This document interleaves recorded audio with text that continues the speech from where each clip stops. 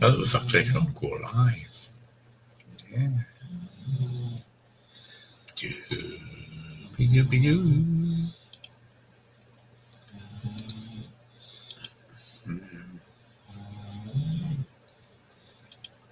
Well, I thought that something might come on.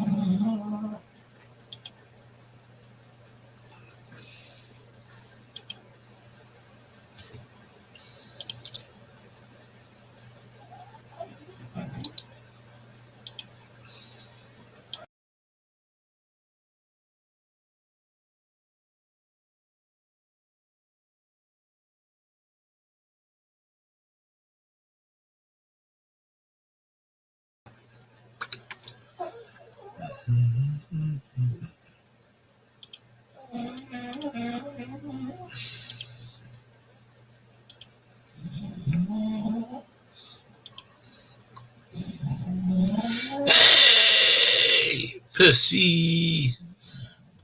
If you want to come on, mate, I will give you. Close that down. I'll give you.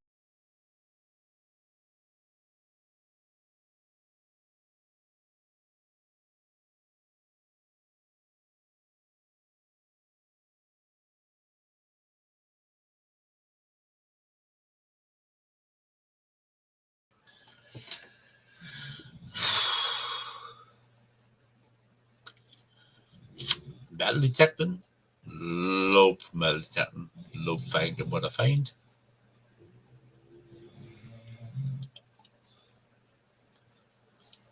Be it rust, be it coin, be it piece of rust about this big. Love it. Absolutely great.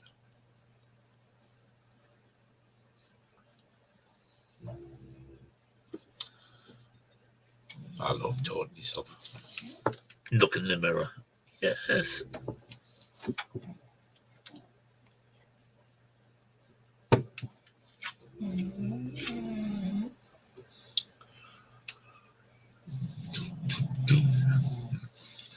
Hey, Percy, bud. How's it going?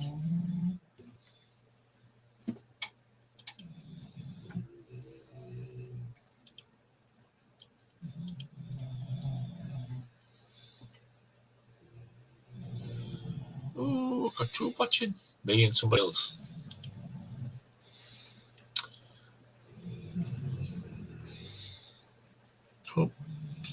Oh, sorry, Percy. Just device just. Oh, hello, buddy. How you doing, Rusty? I'm all right, mate. I'm fine. Just, hello, buddy. Just a couple of I'm all right, mate. Volume levels here. Cut that out. Don't echo. Right, I should be coming through loud and clear. How does that sound? Spot on, mate. Absolutely spot on. Splendid.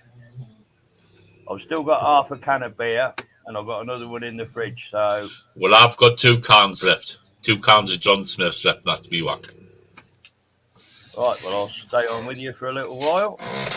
Yeah, this is what I've gone through. And I only drink on a Friday, Percy. That's not a bad thing.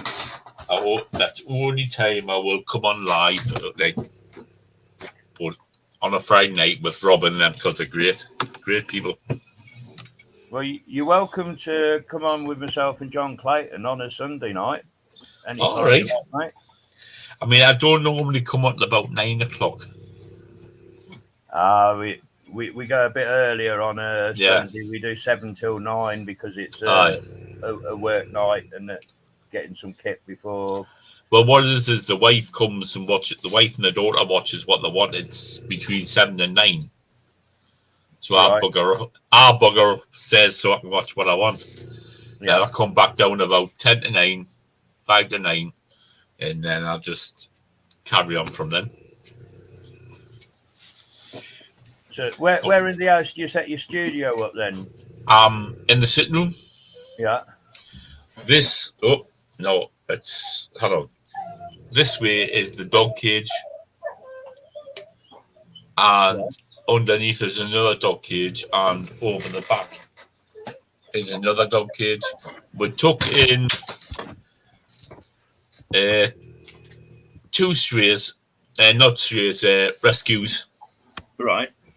We took in a British Bulldog rescue and a old-time Bulldog rescue, which are starting to get You do fostering, do you? No, we just taped them in. We took them in, and then we looked after a husky for a few weeks. Yeah. And then the owner decided, I'm going to take him home. Took him home, and he howled the house down all night. And then we get a phone call the next day saying, do you want to buy him? Percy came back in the house. Yeah. Jumped on the chair, jumped on top of the chairs, lay in his bed and went to sleep. Oh, bless him. He obviously feels comfortable with you. Yep. And upstairs with the wife, we also have a English Mastiff cross Rottweiler. And he's like a brindle colour. Yeah. He's got the Rottweiler face like his mum's face, but he's got his dad's brindle colour. And you know what it is, he's about 9 stone in weight, and he will sit on your knee and cuddle you. Yeah. And you know what it is, I love all the dogs. Yeah. The British Bulldog, which is on the floor behind me, we took him, and there was a couple, the last down the street had him, and he lost that much weight when we took him in.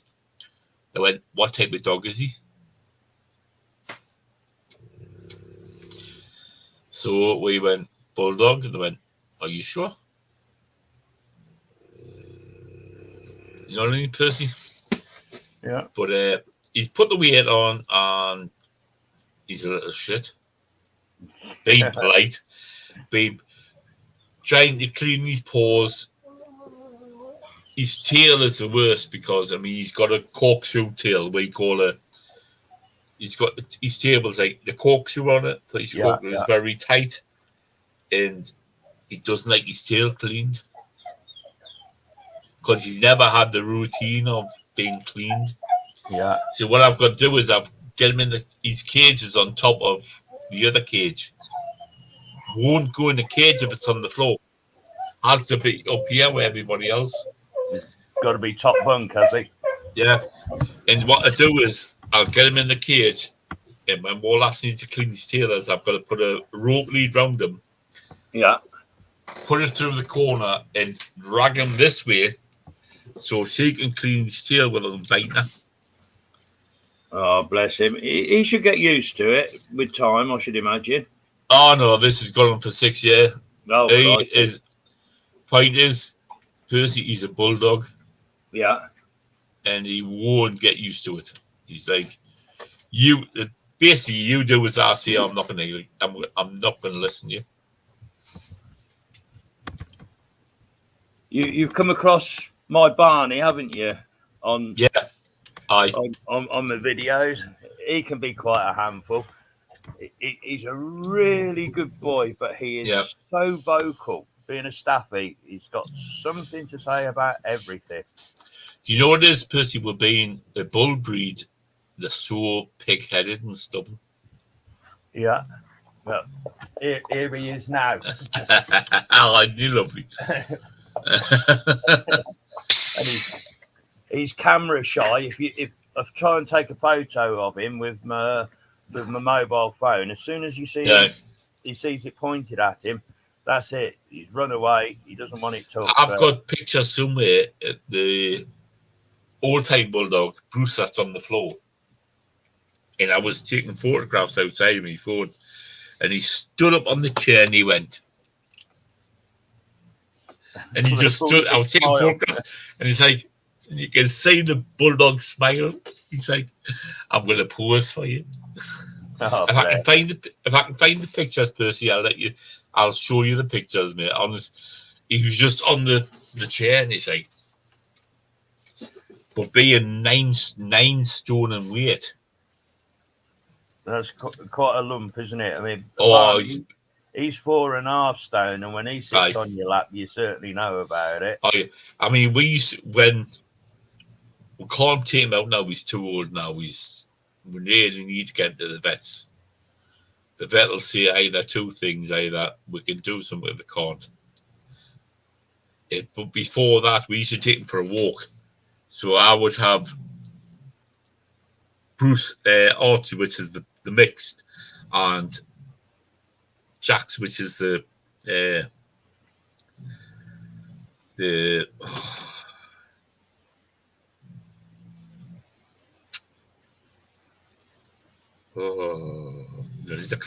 husky. Yeah. I would walk in the last walk with the British Bulldog on one arm and the old-time Bulldog. And you got these kids that come down the street with little staffies. Now when they buy their staffies, so I'm a big man, I've got a staffy, me, nobody will start with me. And they look at the dogs and go, oh, shit, walk the other way. But we got the dogs because we cared about them. That's why staffies get such a bad name, is the idiots that use them as weapons. Yeah. Status symbol of having a staffy. Yeah. Yeah. But you couldn't ask for a softer, more dedicated dog than what Barney is. Well, staffies were originally bred as nanny dogs to look after kids. Well, in Victorian times, they used to put them in the prams with the babies, didn't they? So that people wouldn't steal the child out of the pram. Yep. I mean, we lived in a place called Killamouth, and this woman used to take her child for a walk, and these two big huskies was on each side of her, and if she stopped, the huskies would stop and sit down. Yeah. And I thought, if anybody tries to get a hold of that child, I wouldn't like to be them. No. They were exactly on each side. As soon as she stopped at the pram, Percy, that was it. Dedicated dogs. Oh, yeah. I mean, the husky we've got we looked at them for weeks, and it was a young couple, and our mum lives next door to us, and they were Protestant Muslims.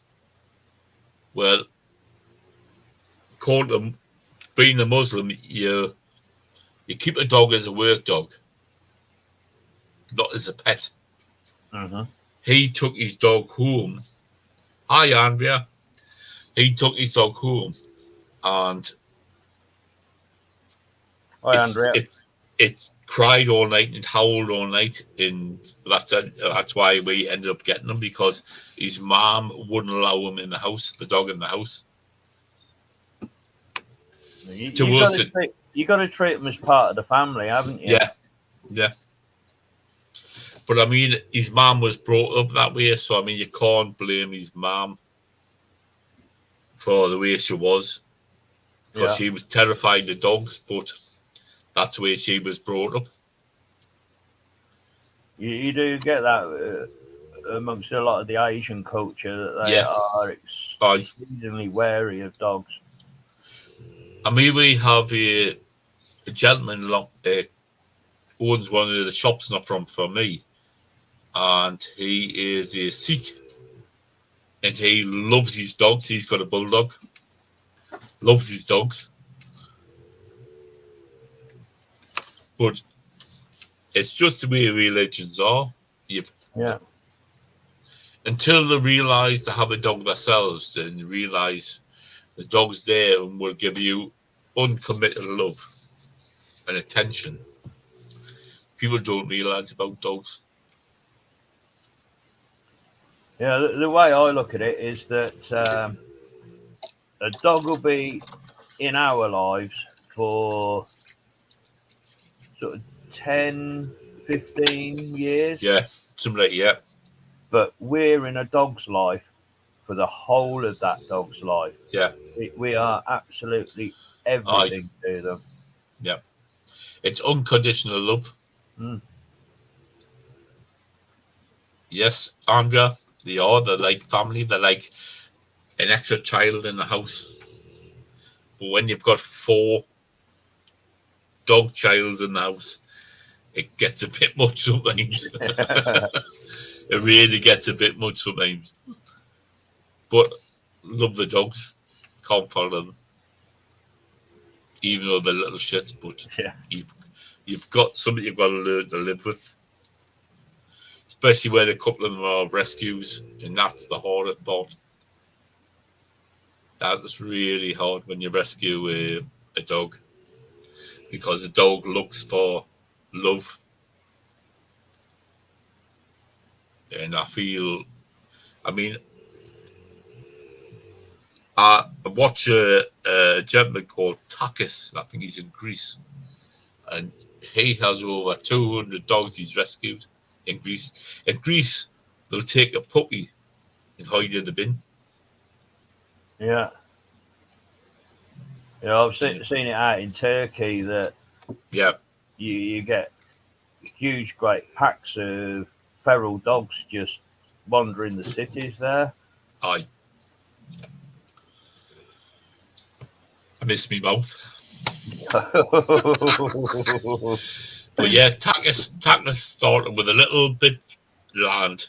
He's got loads of land, but he's because Andrea, people are cruel. Why do there's the one for you, Percy? Why do people have animals and treat them? Because they're cruel and they're assholes. Yeah. They don't deserve any type of friendship of an animal. They deserve to be locked up and put in a cage. But I watched Takis. Sometimes it stems beyond just animals as well. I mean, why do people have children if they're going to abuse them and not love them and nurture them and bring them up? I mean, before I met my wife, I've been with my wife 11 years this year. And before I met my wife, I lived in a flat. I vowed I would never have animals because it wasn't fair on them living in a flat. If you know what I mean, Percy. I was 11 stories up. And it's not fair on even the cat. It's not fair on any type of animal to be locked up and can't go out for a walk. Or it's like we open the back door and the house is open all day. So let the animal, like the dogs, in and out. Yeah. But I always vowed I would never have animals if I lived by myself because I had hard enough trouble looking after myself at the time than looking after animals, and that wasn't fair. So, where's your home? Are you in the town? Are you in the countryside, a village, or? I'm in a little place called Howden, which is in between Wallsend and North Shields. It's an estate. Right. Council estate. But if I want to go detecting, I can go to North Shields, Whitley Bay. No, North Shields, Timeout, Whitley Bay. Then up towards Cullercoat, Blythe, up that way. But we do a lot of our detecting over Gateshead. It's a place called the Team Valley at Gateshead, and we've got a lot of land over there. But what we found out earlier is some of the land what we were detecting used to be a village called Ravensworth. And what they did was they moved the land, they moved the village because the land was prone to flooding. Yeah. So we're busy doing. I mean, there's about 7-8 fields there belong to one farmer, and then we move up to a place called Sunnyside in Causey Arch, and there's another. But about 40 fields altogether. Nice. And some have been ploughed, some have been seeded, some have got cows on, some have got sheep on. But what we do is we don't touch the ones with the sheep on. And where we go at Gateshead is like 7 fields. And we watch where the cows are in the fields, because I won't go near any cows. If I got a chance to close the gates on it, he's got about 7 fields or 8 fields, but he's planted on 2 of them. So the rest of the fields, what he does is he puts the cows on, but he leaves all the gates open. Yeah. So the cows has got about 6 fields to roam. And the farmer is absolutely brilliant. Yeah, and the other day, they moved the village to a higher point so that they wouldn't. But I'm going back 200-300 years ago. But yeah, there's still a village now called Ravensworth, but they put it higher up so it wouldn't flood on the plains. But yeah, it's all fun. I love it, Lee. I mean, we find, honest, personally, we find all sorts. I mean, I've even discriminated out up to 20, and I've gone along. I thought, I'll try 20 just as an experiment, going along, and I'm still finding rusted 22, 25, 30. I'm still finding rusty bits at that. And I thought, waste of time. What machine are you working with? Simplex. I use a Simplex, Percy. Yeah. And I'm hoping to get my brother on the live next Saturday, because he has just started and he's using me Garrett 250. Mm-hmm. And given there's a Garrett, there's a pinpointer, which it's an old GP pinpointer.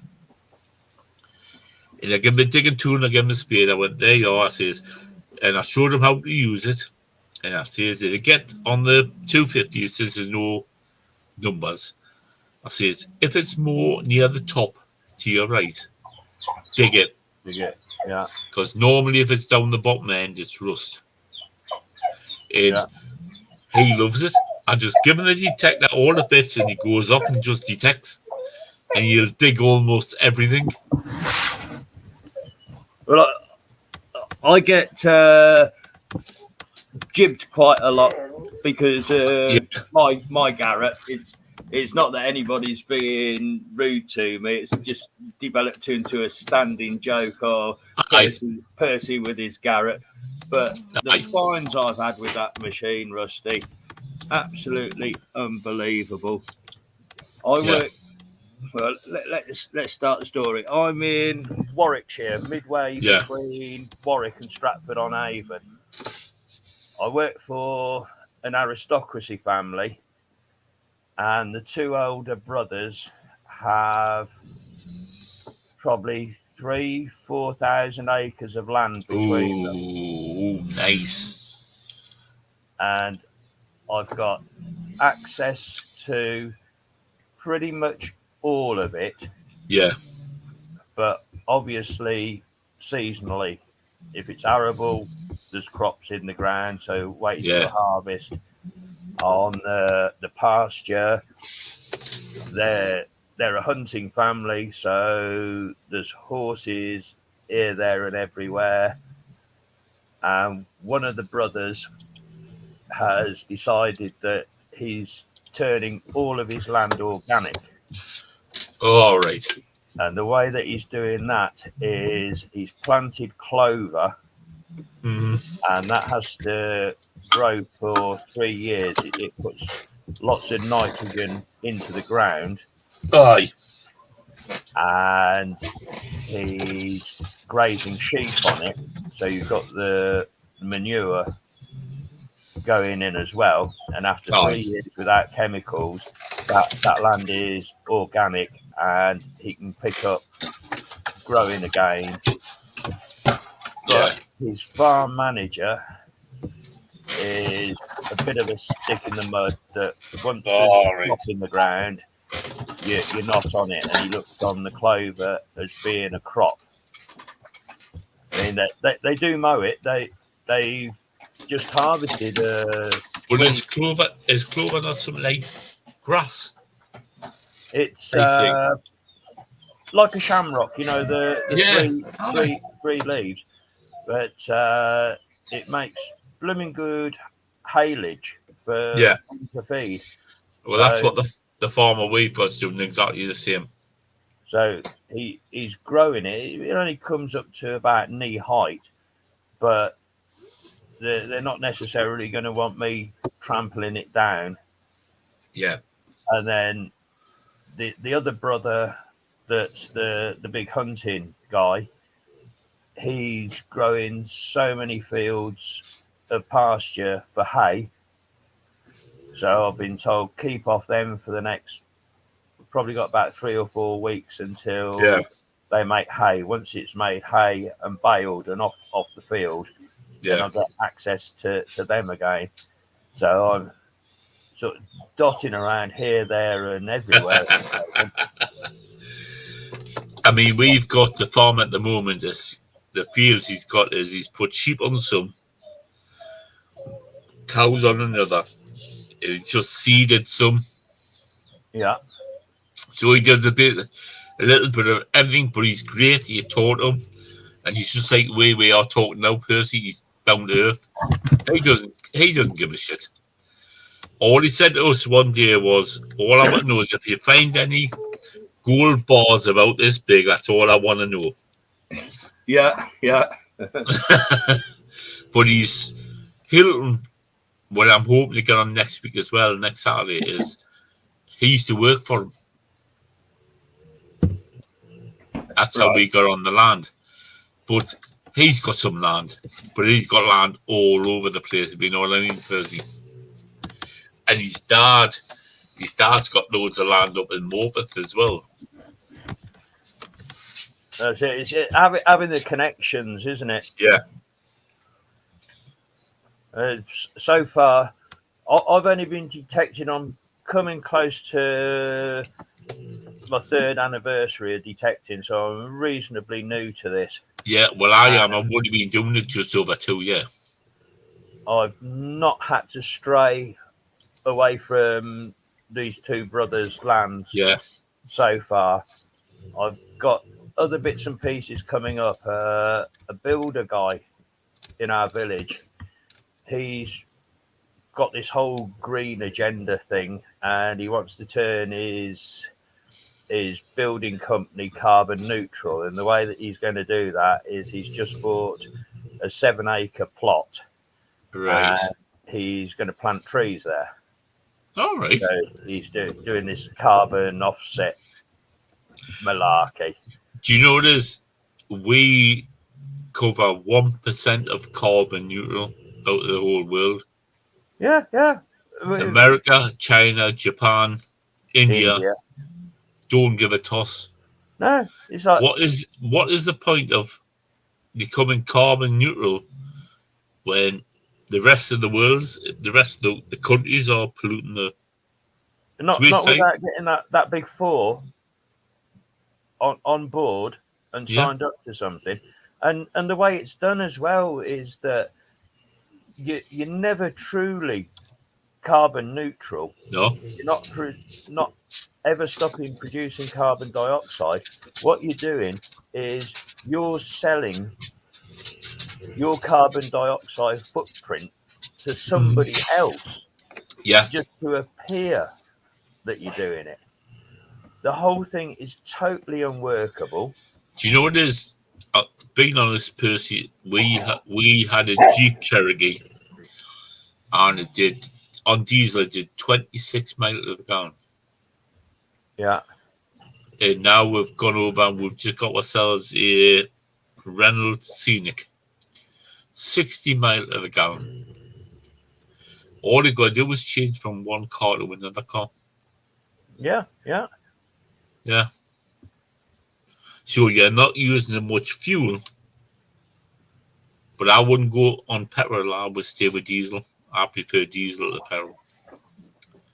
Well, my current car, I've got a BMW 330 Ci. So it's right, yeah, 3 litre straight six.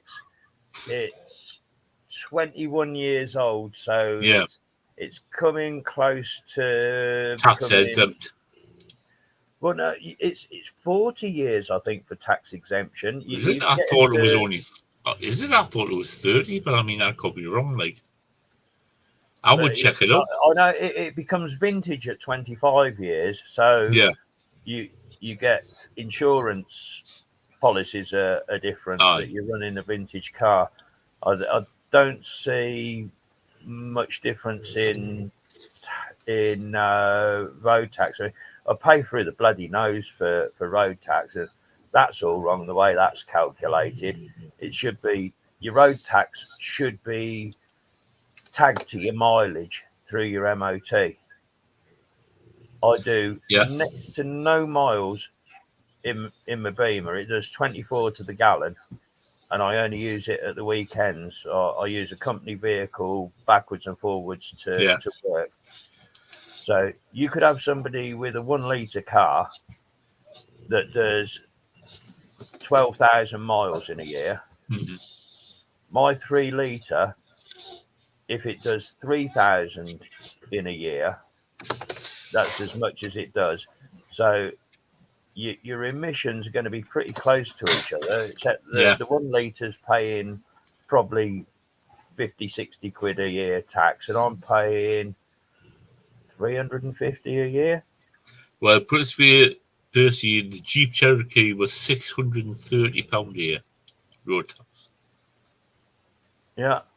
And it was like, but Andrea's put, what about electric cars that are pushing people to buy? Point is, Andrea, nobody's got the money to buy electric cars. They're too expensive. There's a mega amount of problems with electric cars.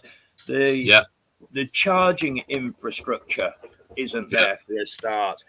If you go to a regular filling station with petrol and diesel, you've probably got a dozen pumps that are two-sided, and you can fuel your car in 5 minutes and be out.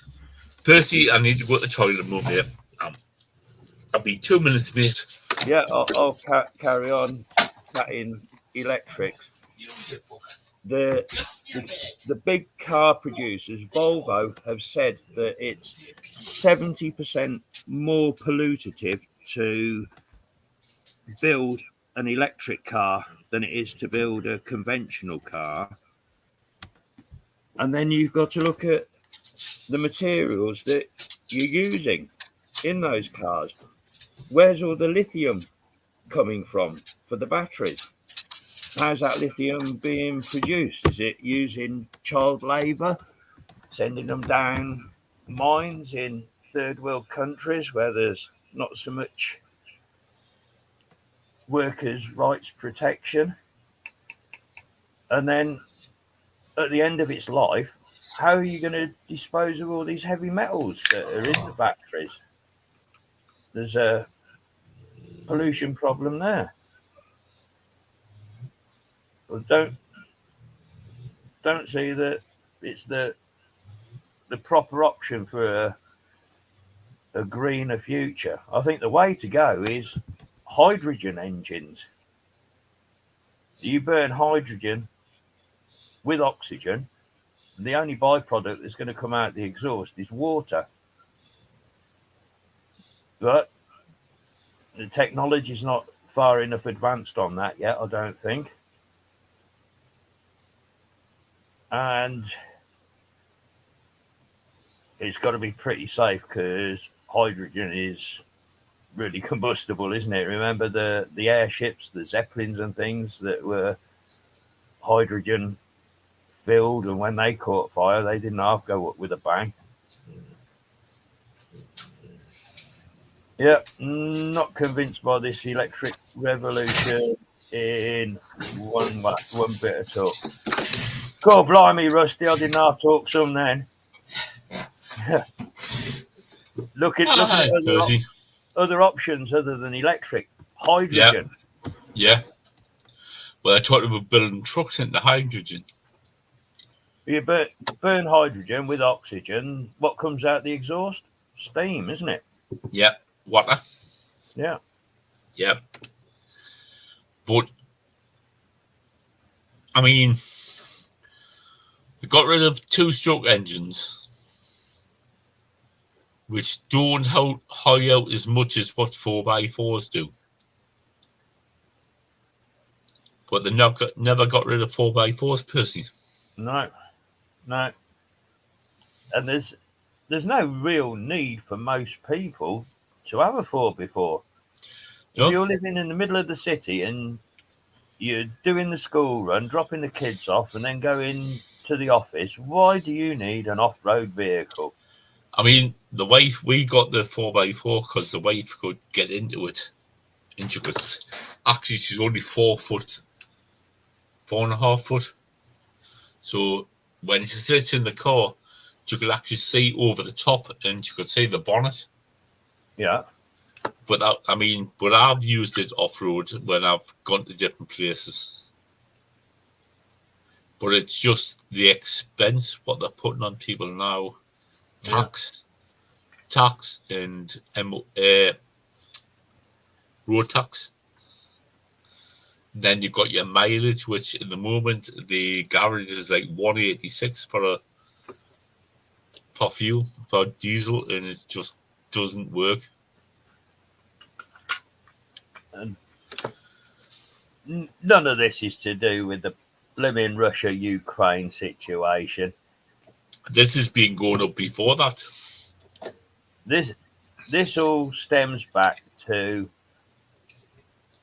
all of the furlough business through the COVIDs. The only thing that causes inflation is the amount of currency printed in combination with the availability of products to spend it on. Exactly. And the amount of this Mickey Mouse money that all the countries of the world printed to keep everybody locked in their homes over a cough, because to most people it was only a cough. It was very serious for the elderly and those with pre-existing health conditions. Yeah, exactly. The ethnic minority in Europe have suffered because they're not producing as much vitamin D from the sunlight because of the pigment in their skin, so they've suffered a bit from it. A lot of ethnic minority in this country won't take the jab. They refuse to take the jab. Yeah.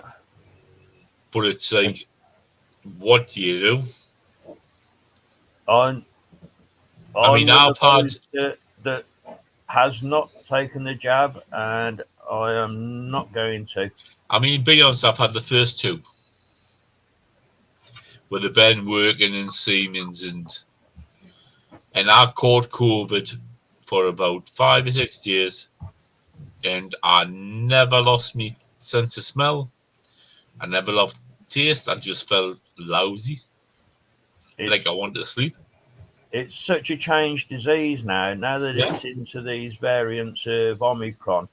When you got the original, the Alpha and the Delta, it was causing pneumonia because it was reproducing down on the lungs. Do you know what the annoying part was, though, Percy, is the World Health Organization said it wasn't, you couldn't catch it from person to person. It wasn't spreadable. Absolutely. Yeah. And that was the annoying part. They wouldn't shut down any flights in and out of China, would they? So they quite No. knowingly allowed it to spread worldwide. Andrea, would you like to come on and have a discussion with us? We will be very gentle with you, and we won't be nasty. Well, I'm just looking for my lighter, Rusty. I'll be with you in a moment. No problem. Andrea, you can come on, and we will be very nice. There will be no people being horrible. Yeah, they did, Andrea. They lied totally and utterly. And do you know what it is, Percy? Do you know what it is, Percy? Trump said the same about the way China went on. If Trump had still been in now, he would have put sanctions on China. Absolutely. Yeah. Well, it's their own stupid faults for surrendering all our bloody manufacturing to countries China, where things are produced cheaper. I mean, even the whole EU debacle, when it was the EEC, it was a trading bloc. Yeah. But then the more and more countries that got dragged into the EU, everything had to be surrendered, and money was going out left and over fist. The only thing about the EU is you do as I say. Completely unelected bunch of bureaucrats. And then you've got Boris Johnson. Yes, we've left the EU. And he's full of shit to go with it. Same as Keir Starmer. He's another dick. Well, the politicians aren't there because we voted them there. No. They're there because they've been put in position by the money of the world. Exactly. They've been to the likes of Oxford, which knew exactly where they were going before they finished. It's the same with all the world leaders. Your Trudeau in Canada. Your Justin Ardern in New Zealand. Yeah. And Biden. Oh, didn't get started on him. That brain farting incompetent. And then he's got another brain fart as his vice president, because she's about as much use as a glass eye. Yeah. Because she's an idiot. Honestly, I watch Fox News. I watch Dan Bongino. I watch Rebel News from Canada. And they tell more truth than what the rest of them do. I don't watch TV at all. I don't. I watch YouTube. And Percy, they're on YouTube. Yeah. I don't. And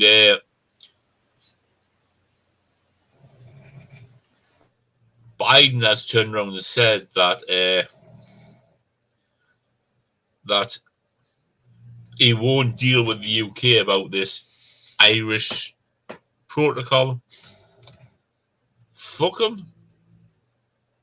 He's not the one he's not the one with no money that's having this thing. If Boris Johnson got on and actually did something, you know what I mean, Percy? Nope, you froze, mate.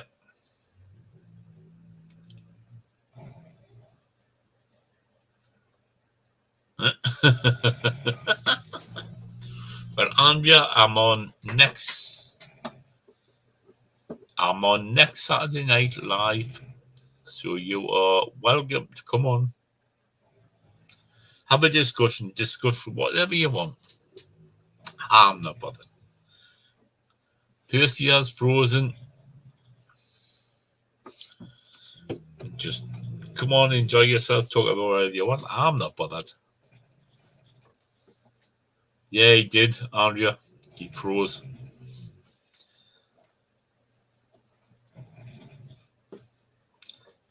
But I thought it might bring a few more people come on and spoke, but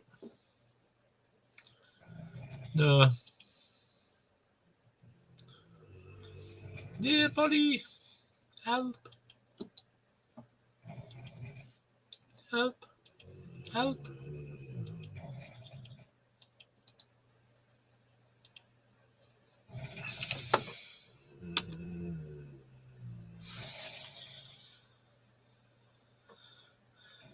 My best find is, if I can find it somewhere, I put it away. My best find was a little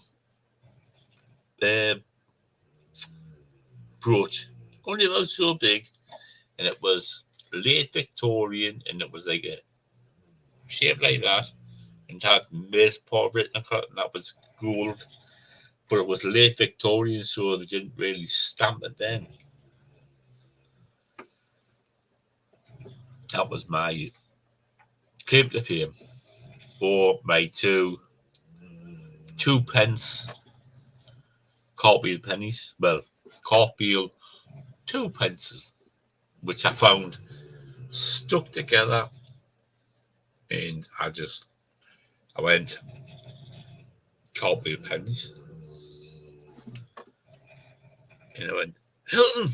He went, what? I went, I found cartwheel pennies. There you go. But we found 20 coins in the field, and they've all been between us a silver sixpence, 2 silver sixpence, and pennies, halfpennies, half pences, and cartwheel pennies. Hello, Somerset Searcher. Quite welcome to come on live if you want. I'm just sitting here finishing my drink off. But yeah, Andy, that would be my best one. Oh, Percy. Oh.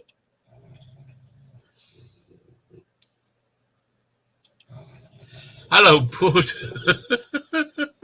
Sorry, mate. My router decided to reboot itself for some reason. No problem, Bud. Somerset Church has just come on as well. Oh, fair enough. Hang on, just had to reboot Somerset Church.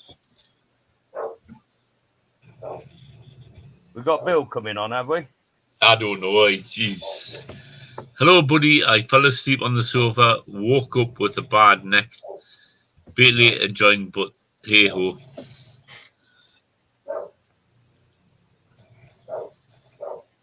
So, are you out detecting tomorrow, Rusty? No, I'm out Sunday.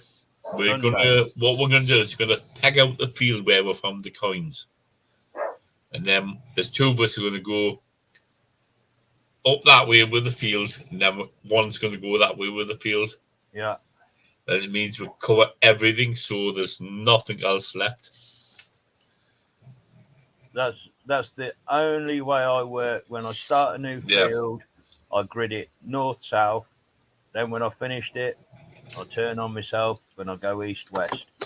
Yeah. You're going to maximise your finds that way. If you just free range in here, there, and everywhere, then you're probably going to be covering yourself. Yeah. When you cross your line of where you've been. I've got an app on my phone called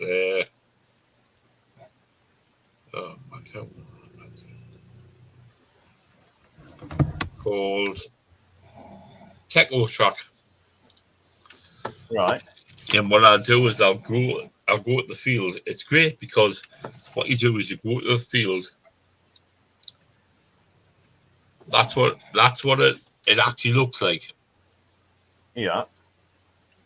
So you search, and what it does is, I mean, I'm at home at the moment, but what it does is it'll bring a picture of the field you're in. It'll GPS track you across where you're moving, will it? So you mark off 3 corners on it. Yeah. Zero it away, and then it marks where you've been when you're going.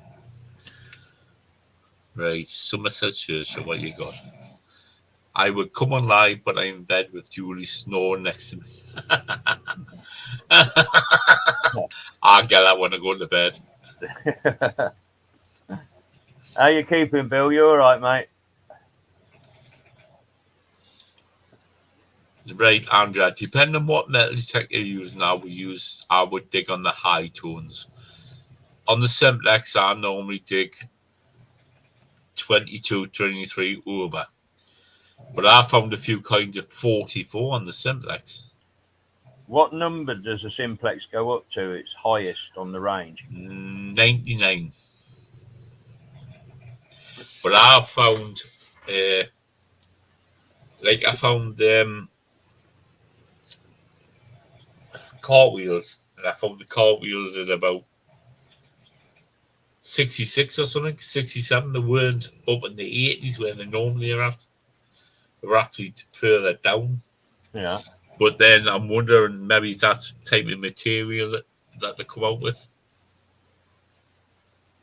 All these detectors work on such different number systems. Yeah. My Garrett, the 400, that's got the VDI to it, which is 0 to 99. I'm finding 7980s is going to be picking up Eddie pennies, sort of hammered penny coins. When I get up to 84, 85, I'm going to be pre-decimal half pennies. Aye. 88s are going to be pre-decimal pennies. 91 is either a modern decimal 2 pence or quite a decent chunk of silver, a shilling or a florin. Yeah. And the 2 cartwheels I've had so far hit full-on max 99s for them. I mean, I found cartwheels less than that. I found about 4. Mine come up, I was going along, and I got like a high-pitched tone, but it was only about 44 to 60. I'm like, do I dig it? Because normally pennies come up with about 82, 83 on the simplex. Mm-hmm. But I thought, I'll dig it because it was like no grunt. It's just a high-pitched tone. I went, dig it. Right, what's Andrea put? Andrea, I'll go for the high tones. Normally you find silver, bronze, brass are normally high tones. Lead's high tones.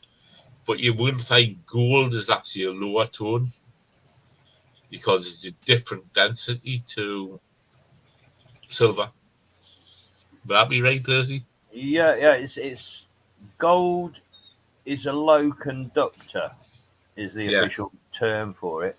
Although, if you're trying to put electricity through it, gold is a really high conductor. That's why they use it in leads and cables for HDMI leads and the likes. Hi, BC. You all right, my friend? I have just put the link in for StreamYard if anybody would like to join. But yeah, but the simplex is weird because normally when I find a penny, it comes up like 82 to 90. But lately I've been finding pennies less than that, 44, 48, 46, 60. So what I've started doing, Percy, I've just started digging it. Yeah. I mean, do you think maybe the number change is to do with the dryness of the land now that we're moving into summer? There's not so much moisture there. The conductivity is not so high. It could be, or could be with the depth, or I don't know. Honestly, I don't know. Hello, Somerset Searcher. Hello, bud. But it's just everything's trial and error at the moment. I mean, a friend of mine, Hilton, which you might see next Saturday night, if he's not too shy to come on. I'll take the piss with me up and come on. And he uses the Apex now. He uses his 400. And he found all sorts with the 400 coins. He found looks like a cap badge, but it was about 6 inches long by about 6 inches height. But when I showed it, a few people reckon it come off the side of a coach door. But it was a crest. Like you get a crest for like the cap badge for like the Royal Artillery and that. But this was a about 6 inches long and about 6 inches in height. It was massive. But somebody reckon it come off a coach store, because where we got it from, the pub next to where the field is, used to be an old caution inn. Yeah, some kind of livery badge. Yeah. But we're not sure. But I mean, I found in the same field, I found a little artillery cap badge, but the cap badge isn't like, it's tin. Because normally when you find cap badges now, they've been moulded.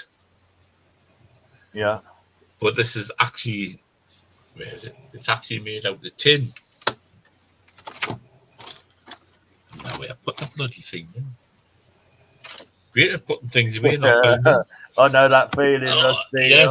I've got stuff here, there, and absolutely everywhere. I've got sweetie tubs full of junk finds. There's one for junk. There's one for butter. There's one for lead. I really like finding lead because I make my model knights in armour out of lead and pewter, and it's keeps the cost price of them down so cheap.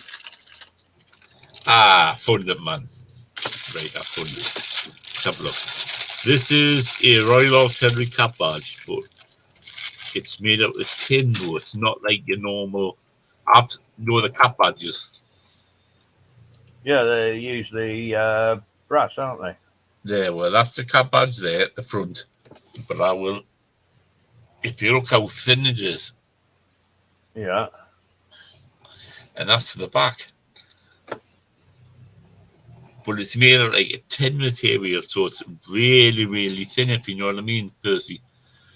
I mean, I've seen cap badges where they've been moulded now, or they've been cast, where they've got a lot of the standout.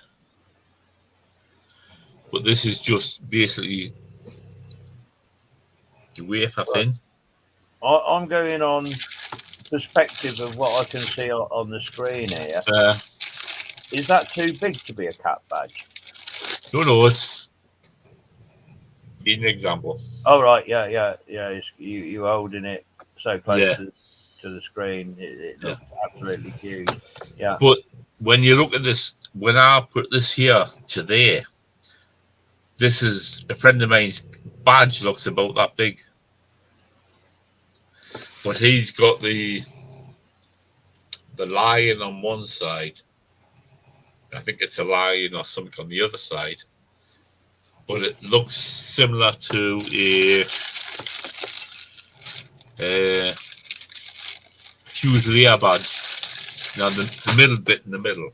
You've got the flaming grenade type thing. No, but then I say to him, that's not a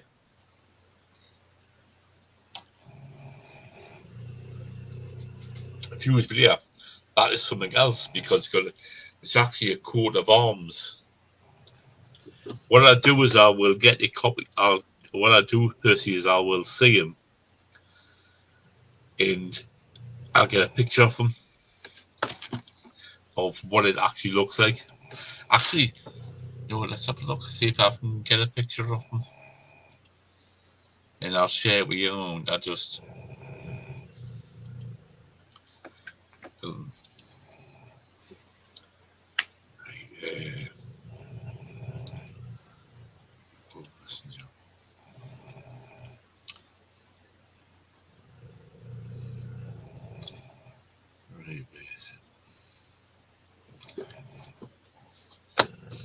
While you're looking for that, I am so looking forward to going detected again tomorrow. I've been out a bit today, but I'm dreading it. I am on the worst possible ground conditions. I've got about an inch of topsoil. Oh, bloody hell. And below that is gravel. It's alluvial where the river's moved, I think. And with the ground so dry, it's like digging through concrete. Luckily, it's keeping most of the finds up high because it's not got down through the stones. But I had a George V penny up today that was as deep as a pinpointer. It was 8 inches deep. Bloody hell. And it took me 15 minutes to hack my way through to get down to it. Yeah. Right. Bill Barney's asleep, but he's not snoring. Oh no, mate, Bulldog's snoring. That's what it looks like, Percy. Yeah, so you got the lion one side and the unicorn the other. Yeah. The unicorn. It measures about 6 inches.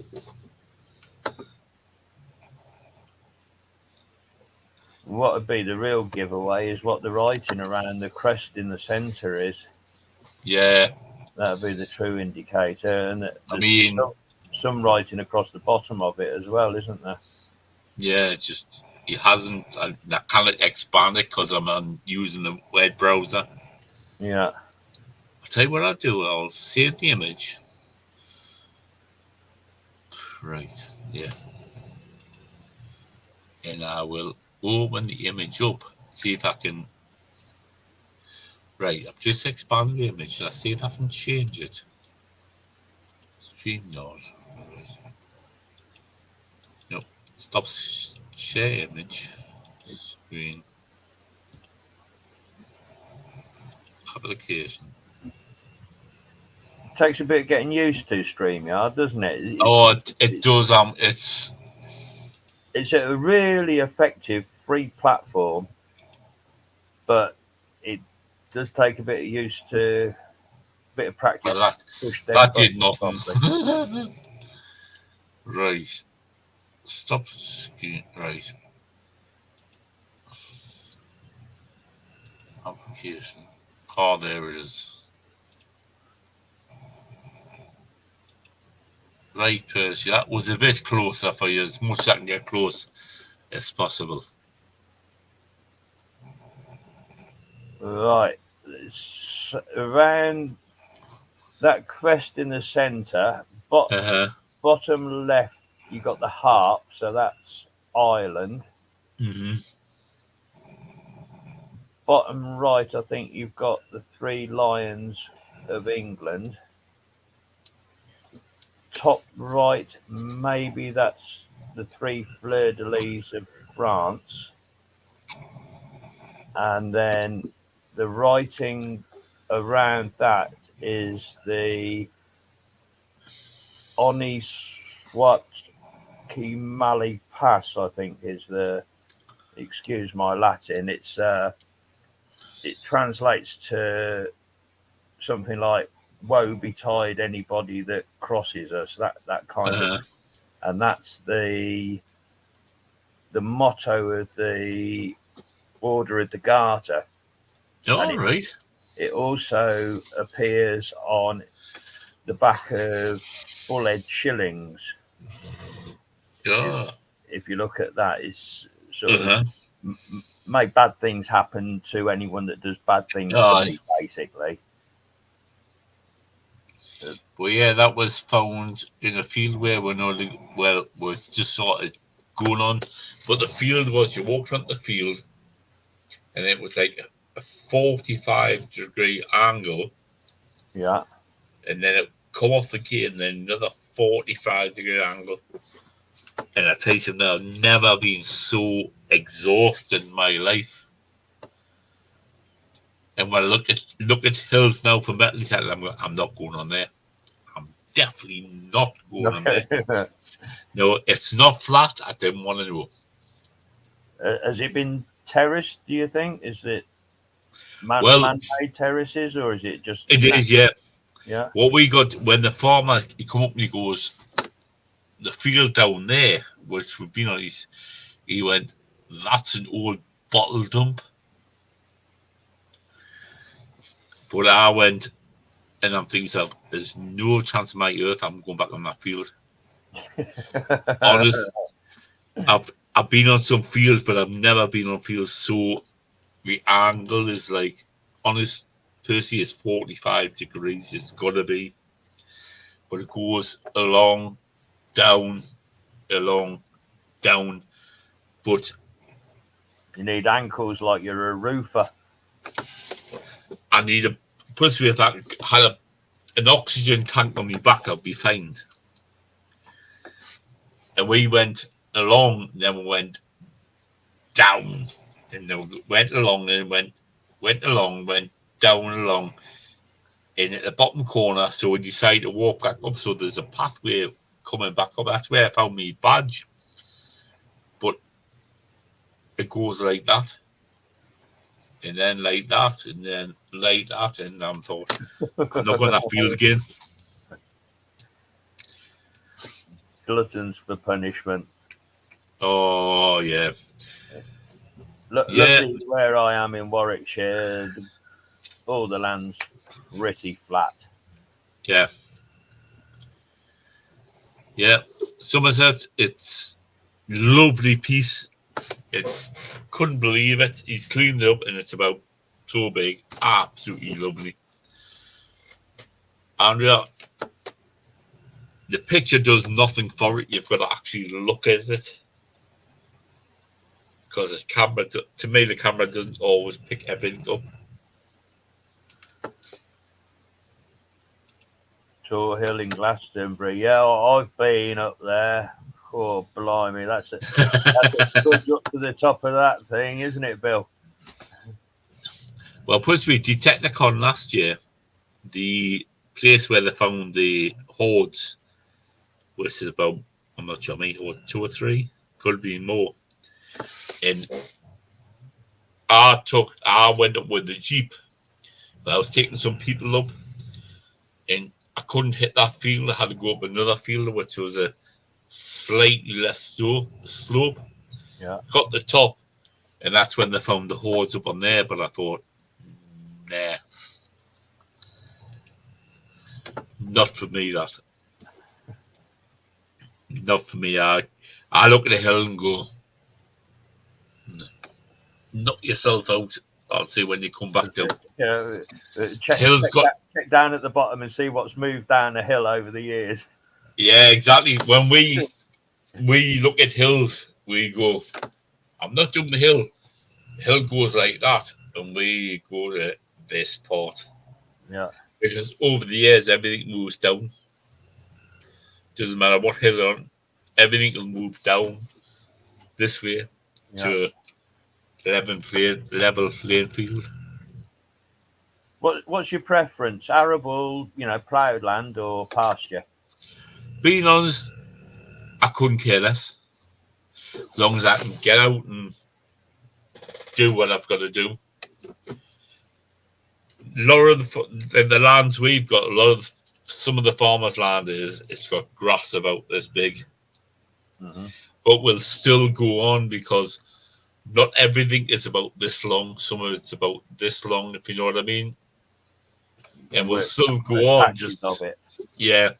We'll still go on. I will detect on 99% of things. I won't. Coast is a waste of time. The coast. Because up in Newcastle, all the beaches have been done to death. Mm-hmm. Doesn't matter what beach you go on, everything's been done. I mean, we went up to a place called we went up on the beach yesterday, Beadnell, up in Northumberland, and it was honest. Personally, it was a waste of time. I've only ever done beach once because in Warwickshire you cannot be further away from the coast. Yeah, we are smack bang in the heart of England.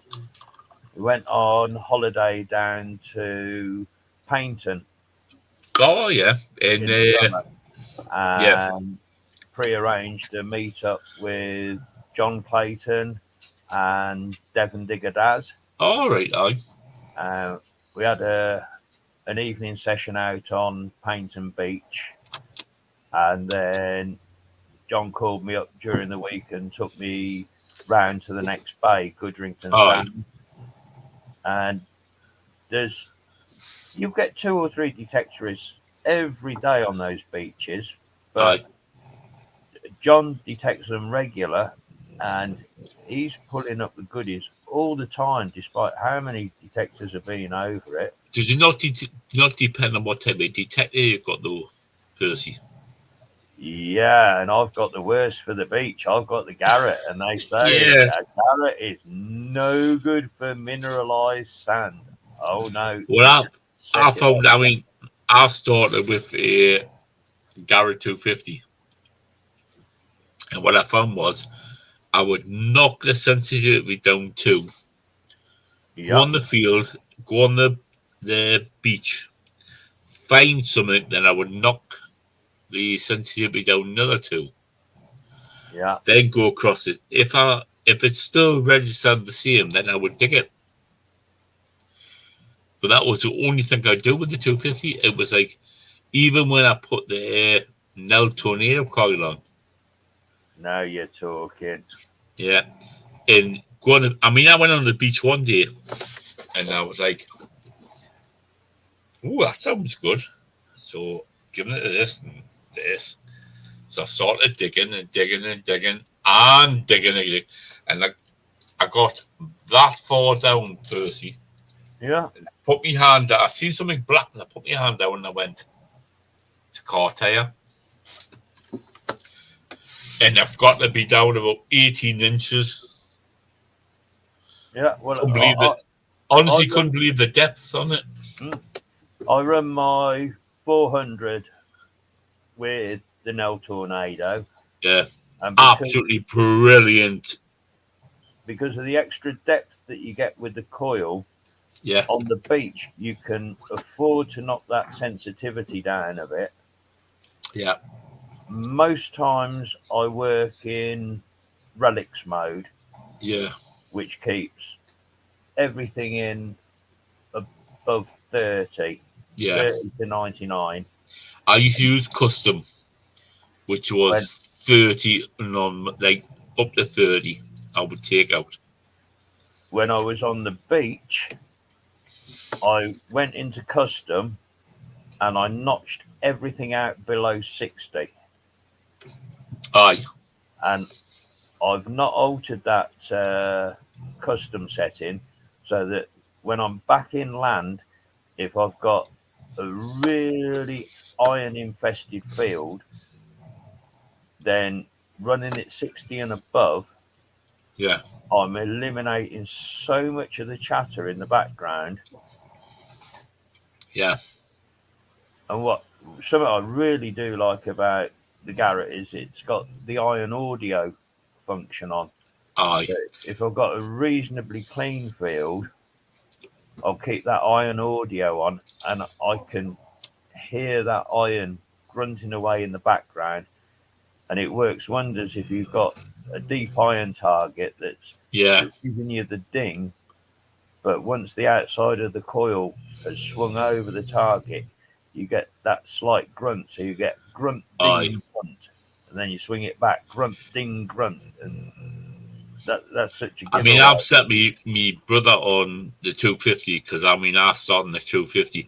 He's only been out about 3 times, and he'll dig anything he finds. He will, and he loves it because he'll just basically beep beep beep. I'm digging it. But I says, Stephen, that's how you learn. Absolutely. You will eventually work out what you do and don't. What I did was I put on custom and took out up the, was it 15 or 20? And I went, anything above that, dig. Because I know when it comes of iron or anything like that, it's like 4, 5, 6, 7. Being honest, Percy, and the Simplex, I found stuff at 22, 23, 25. And it's been a nut. Yeah. It's been nuts. So, half the time when you try to just scream out, it doesn't work. And it really doesn't work. Anything that's a ring shape, obviously a nut, it's got the outer circumference and it's got the hollow in the center. And big iron rings, they give you such a cracking signal. Yeah. Even though it's iron. Something to do with the shape of it, isn't it? The geometry. I mean, I found a plate about this big in one of the videos. I went, breastplate, shoulder plate. It's a bit of rusty metal, but it gives us such a lot of stuff gives you such a fantastic tone, and you've got to dig. I mean, isn't it just the best hobby ever, eh? Oh, it is. Like, I love it. I really do. I mean, I've been in the hobbies over the years. Tomorrow I'm going in the shed tomorrow, and I'm setting up. I've got a little CNC machine about so big. Yeah. And what I'm going to do is I'm going to set it up with a bit of practice wood, and I'm going to set and do a few signs up, just because my brother's given us a computer to plug into it.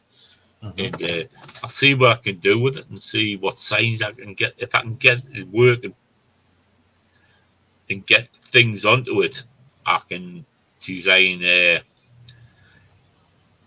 phone cases and literally all sorts. Superb, yeah. But I love metal detecting, Percy. I've done it 2 years now. I've only been in 2 years. And do you know what it is? I like to listen to people who've been in for years, and they'll go, well, if you do this or you do that, and I love listening to stories. And what a cracking community we've got between ourselves as well. Do you know this person? I went to Detecticon last year, and I got the ticket for nothing, but I still give a donation in when I walked in. And there was about 500 people there, and I noticed I've never known so many nice people in my life. Nobody judges you. People will help you when you need help. Yeah.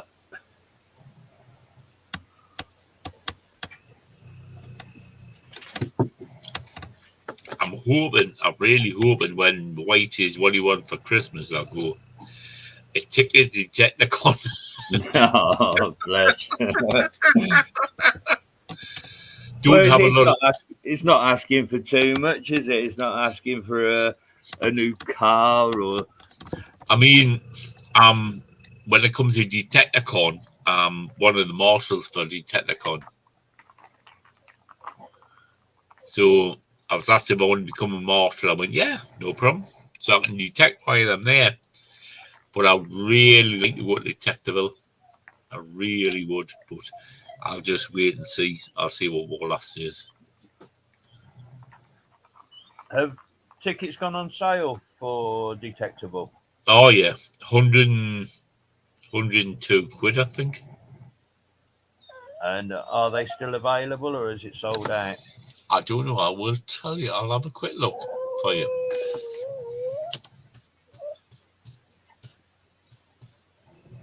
Yeah, we're not a bad bunch, are we, Andrea?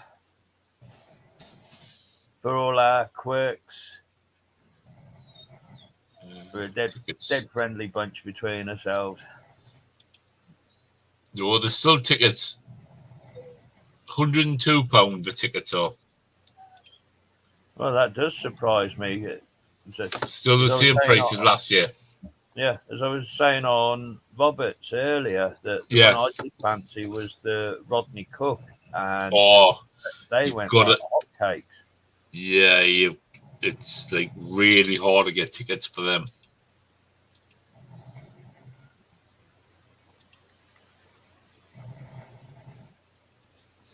Yeah, it's really hard to get tickets. That's another good one too. Because normally they find loads of lovely stuff on there, like coins and hammers and everything. That's my soft spot, hammered coins. That's what I'm in it for. Do you know what it is, Percy?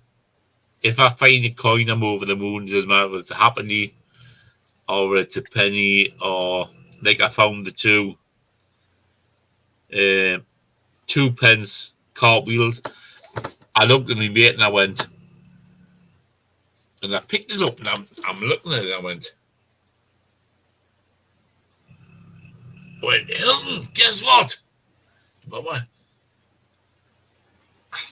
think I found hammers. Yes, that was them. And notice that made me yeah, never mind me dear. Yeah. Anyway, I thought it was just hammered pennies. But I was talking to Kev, and he showed the page. He went, no, the 2p ones, which are even rarer than the penny ones. I'm like, yeah. But notice, Percy, I'm not bothered. When I find that, be honest with you, mate. I've met a few people where they'll go, oh, I found a hammer, or I found a penny. And I'm like, yeah, I wish I could find a few more of them. I just love the beauty of hammered coins. Yeah. And my mind goes into a different trip almost. Yeah. That if I find anything as far back as Victoria, I can sort of picture how life was. It was an industrialized Oh, yeah. And the clothing wasn't too dissimilar to what we wear nowadays, and the lifestyle wasn't too much different. Yeah. But once you get back to the medieval, that is the real mind blower of it all. Oh, yeah. But you know what? There's modern materials. There's no plastics. It's all natural fibers. It's wool. It's leather, and it's harsh. It just totally trips me out going that far. Percy, we'll be in the northeast. It's so hard to find something nice. Unless you've got a farmer where there's been an old Roman settlement or something. But to find something nice is so hard in the northeast of England. I'll give an example. I mean, I'm not slagging anybody off, but Digger Dawn came to Detecticon last year. Mm-hmm. And she found next to nothing.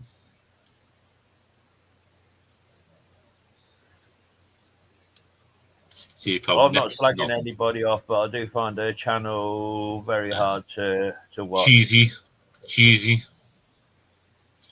But being on, so she can normally, I'm not being horrible, but she can normally go in the field and find something. But she came to the northeast, and she went to Hexham, where Detecticon was, and she found nothing like what she normally finds. Mm-hmm. But the northeast is so hard finding stuff, Percy. Honestly, it's like pulling teeth sometimes. If you haven't got a decent land to do it with, it's like.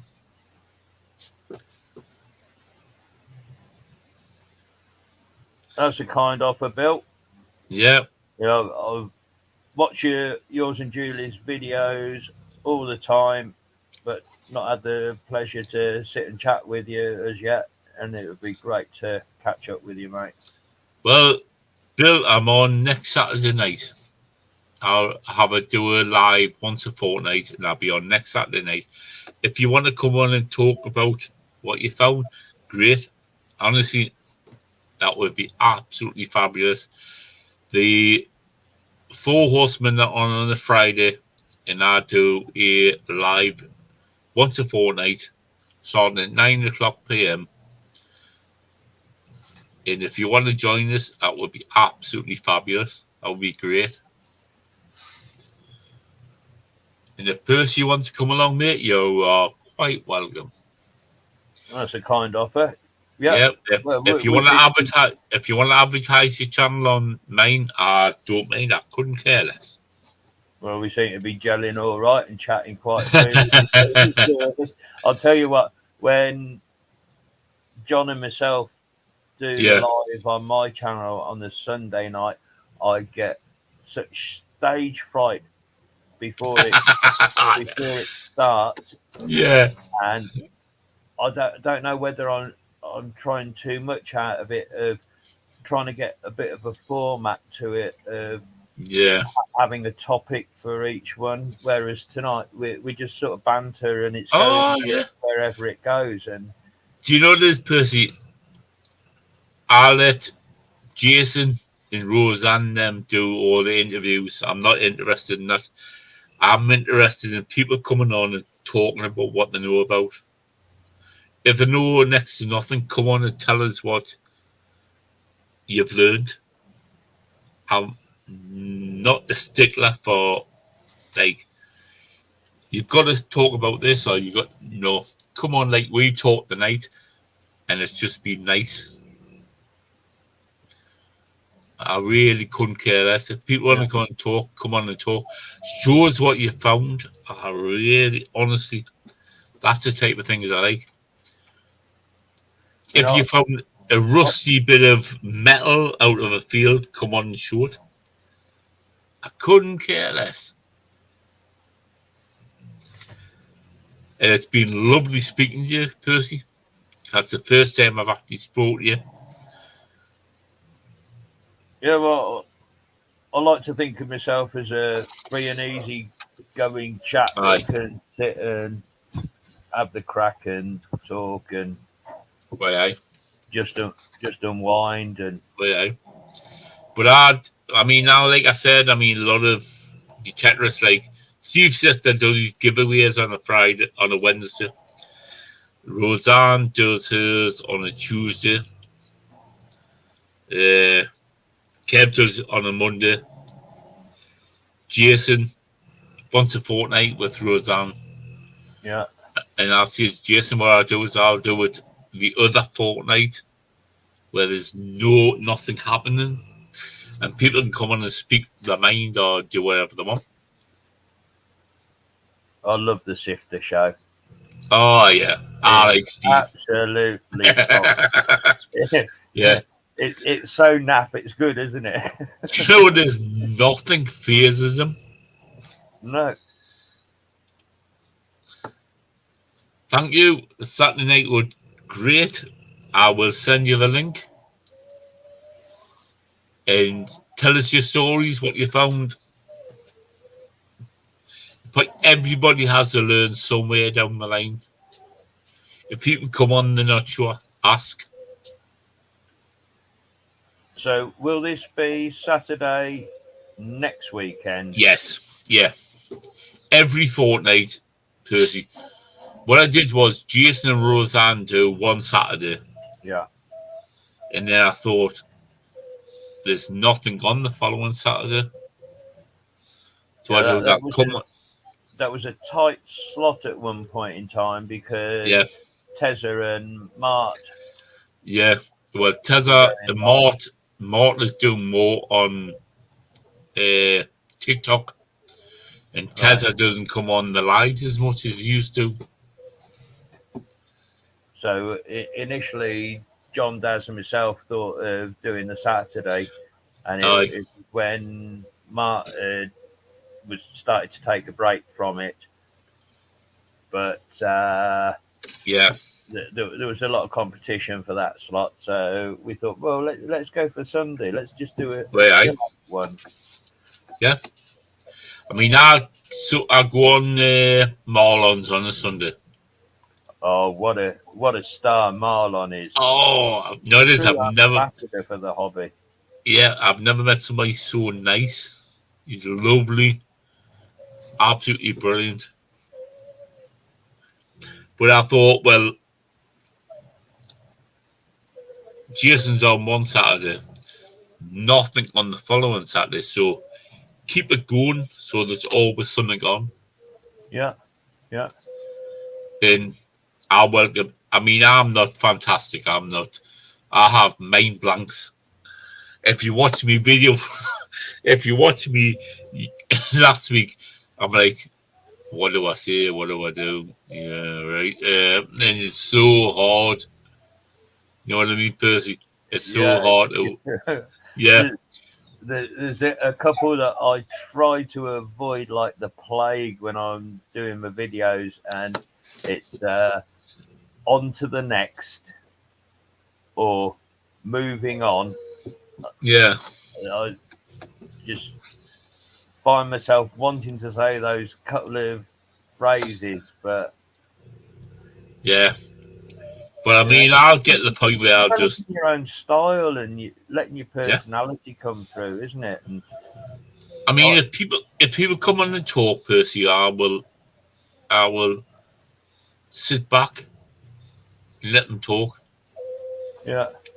Because normally what they'll do is they'll come out and say things, what tough stuff like they found, or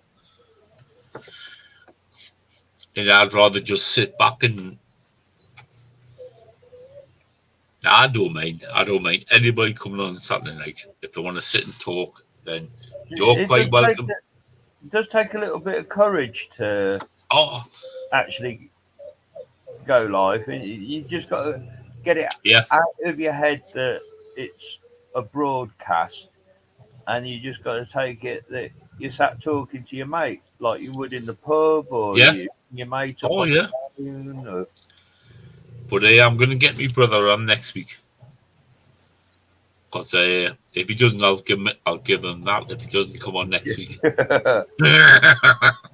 Well, hopefully I'll be back. My dear mother, who is now 83 years old, bloody hell, decided to move from the South Coast back up to the Midlands to a retirement village. Oh, right. She's been there 3 years and absolutely hates it because it's full of old people.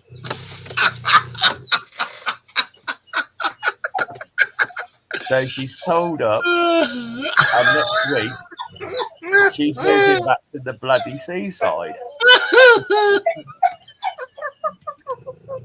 I love that, when you got people in the 70s who go, bloody old people live here, and you're like, well, you're bloody old yourself. So myself, my brother who lives in Switzerland, he's flying back over. Oh, right. All recruited into helping the move go smoothly next weekend. So we're heading down on Friday, and I'm taking the toolkit and the hammer and stuff, so I can put all the pictures up on the walls and get it Percy, out. I'm going for a quick pee, mate. No worries.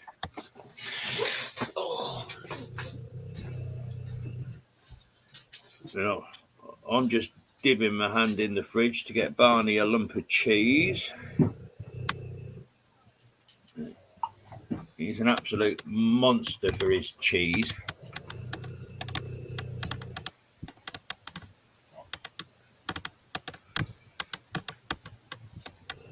Yeah, so quite what time I'll end up back in the Midlands next Saturday, I don't honestly know. Hopefully not too late, but it's going to be great to catch up with my brother again. He's been on limited travel, living out in Switzerland, and all these restrictions about the cough and who can go where and who can't go where because they might spread the cough. So, yeah, be good to catch up with him next weekend. It'd be nice to see where Mum's settling to. She's only going to be about 4 miles away down the coast from where she moved away from, but a different bay. She's got a flat place in the English Channel looking out to sea. I think she's got a little bit of a terrace there and a bit of garden that's maintained.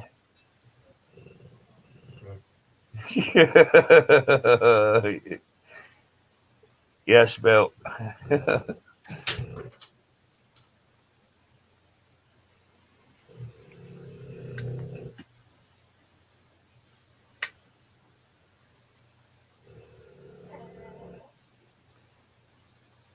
So as much as a 24-hour run down to the south coast with my toolkit, am I brave enough to take the metal detector and the fishing rod with me? Oh, it's lovely down there, Andrea. You look out to sea, and we've got an island off the south coast of England that's called the Isle of Wight. And on the end of the island, there's like chalk pillars that come off it that are called the Needles. And there's a little lighthouse on the end of it. And if you get at the right angle looking at the Isle of Wight, where the chalk's eroded away, it gives the appearance of there being a polar bear stood on the south of the island. Lovely part of the country. Hi, Percy. Yeah, just gabbling on about the south coast and the view that my mum's going to have. It's looking out nice. at the Isle of Wight with the Needles on the end of it. Ooh, and if you catch the Isle of Wight from the right angle, the white of the cliffs looks like a polar bear stood on the end of the island. Oh, I never knew that. Did a lot of family holidays down the south coast. Not been up north very much at all. I think the furthest north I've ever been is Sunderland. Sunderland? Yeah. You've been to Mackham country? Mackham, yeah. That'd be going back to the 80s. We went up to a venue called the Bunker. It was punk bands. We travelled up in a transit van with the Leamington punk band, the Verucas, and met up with Anti-Pact, I think the other band was. Right. Had a punk night in this club and then back south again. I remember when the Exploited come to Newcastle. I bet that was some night, wasn't it? Oh, no, I wasn't there, but they come up the back door of the Mayfair, and a lot of my friends were mods at the time, and giving it this. Yeah. And end up getting chinned at the back of the Mayfair. Exploited. So, can you remember the song Fuck a Mod? Remember it very well. Yeah, that's where it came from. They got chinned at the Mayfair in Newcastle. But I mean, have you got Lambretta tattooed on your arm, did I say? I have, yes. I used to ride scooters. And I've got Vespa as well. I love scooters. When I was 16, I started off on a little Vespa 50. All right. Then I had a Primavera 125. Is that with the 4 gears or the 3? 3. Yeah. Yeah. And then I ended up with a 1961 Series 2 LI. Oh, yeah. Nice. Oh, nice. With the big round bullnose mudguard on it. We had some good scooter clubs here in the Midlands, and we got lads who got the old LDs with like the bicycle handlebars. Oh, yeah. Yeah, and the headlight in the middle of the leg. Absolutely beautiful. They're the ones. Do you know what it is? Being on to Percy, if you're having an LI Series 2 Lambretta in immaculate condition, you're up at about $7,000. Yeah. The money is, I mean, I can't afford a scooter. I wish I could. Even the brand new ones are like $2,500, $3,000. I've got a little secret that I don't know. You're talking back in the 80s when you were on the scooters. Quadrifonia came out. Did you ever come across a Vespa called the Alien? It was all over Scootering magazine. It was a Vespa, and it was chopped with extended Yeah. boards in it. Aye. Yeah. I know where that scooter is. It's in my mate's shed. And if he's going to part with it to anybody, I'm sure he'd let it go to me. He's moved on from scooters. He's on to Harleys nowadays. But he's kept Alien because it was such an iconic scooter. And I just see one day cutting a deal with him, putting Alien back on the road, and that is going to turn some heads. Oh, aye. 40 years later, all of a sudden, out of hibernation, that classic scooter hits the road again. Do you know what it is? People would snap it up. I'll see if I can find a picture of it without cutting myself off screen. Right. I've got a simplex that stays in the van. You never know when an opportunity might present itself. Even dig a veg garden with the spade in one hand. Yeah.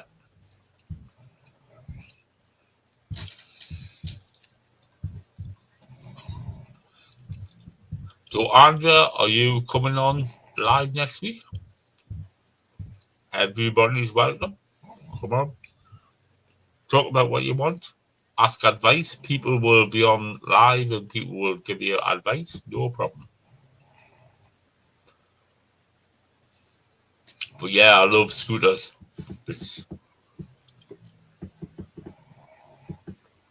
Oh, fuck, I'm absolutely bombarded with images, but do you know what it is, Percy? It's the price they charge now for a scooter. I remember in the 80s you could buy a nice scooter for about 30 quid. Yeah, we used to buy the old 1960s Lambrettas off the old pops that have been in their shed for 50 quid. I can't do it now. Can't do it now. I wish I could, but... Here we go. Right, let's hop back to StreamYard. Share screen. Google tab.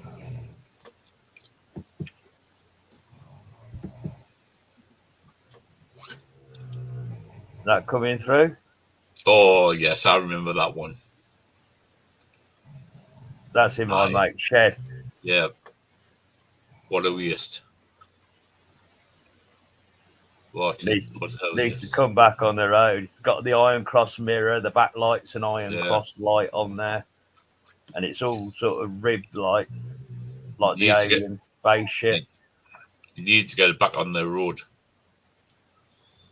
What an absolutely stunning scooter. I think I'd look all right on that, actually. You know what they find now, though, Percy, is a lot of people frown upon cut-down scooters, choppers. Yeah. Simply because you can't buy them. And they're trying to keep the frame the same. Yeah. But if it's done like that, that's absolutely lovely. That's just done like that. So the only thing you could do with a Vespa is to cut it with a Lambretta. You've got the option of taking the leg shields off it because you've got the tubular frame that runs underneath it. Aye. But then you've got to watch the tubular frame because if you look at the shields come down and they come this way. But where they come down and join, there's normally a weld. Yeah. And it's the weld that goes on either the leg shields or it's the tubeless frame. Yeah.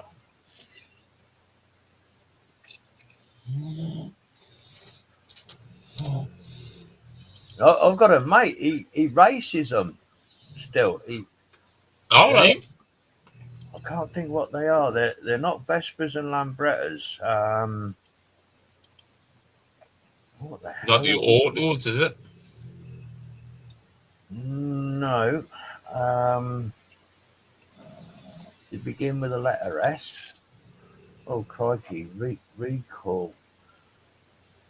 But he's got his own tuning workshop just outside Leamington Spa. Right. And he's at all these race events, racing them all the time. And he's doing all his own mechanical work on them. All the race tuning. I mean, your ultimate's Arthur Francis, isn't it? Yeah. Tuning on the Lambrettas at Arthur Francis. I remember seeing a Lambretta and it had Arthur Francis extra S type. Yeah. Yeah. The Arthur Francis company is next to Scarborough. If you take the road, you go down the road. If you go down the road, it's on your left-hand side. It looks like an old war. To me, it looks like an old war bunker. Yeah. But no, it's still there. It's still running, if it? Yeah. What he did was he took off from his dad. And then there was Race Speed as well. That was something. That's the same one. This wasn't it? That's the same company. Yeah. Yeah. It was Arthur Francis at first, and then it was Race Speed. That's the son. God, this is going back in time a bit. Surprised. Yeah. Still got the blooming memory from going back then. What are we talking I about? was down in Scarborough. I was coming back from Scarborough, and I come past it, and I spotted it, and I went, pull it in, and had a look. Because he does a lot of tuning kits now, where you can buy the kit for your Lambretta. That name's almost coming back to me. Is it Scomandi or something? Is this Scomodi? It is a replica of a Lambretta. Yeah. It's either a 125 or a 300. But then you've got another company called Arthur Royal Alloy. And they do not like a Lambretta, but they also do the Series 2 Lambretta with a big mud gun on the front. Yeah. And they do that as well. And they do anywhere from 125 to 300. Well, I think these Scomandis that Dave Wilson, what he's doing with them, he's working with the bigger ones, the sort of 350s, and tuning the absolute living daylights out of them. Well, he created the company Scomodi. And what he did was he got a Taiwanese company to build them for him. But they can buy him no problem. He's looking at about $3,500, $4,000. $3,500 for about a 125. Oh, I've got that cash on the hip in my back pocket. I'll nip out and get a couple, shall I? I look, honest, personally, I look at the price and go, no, thank you.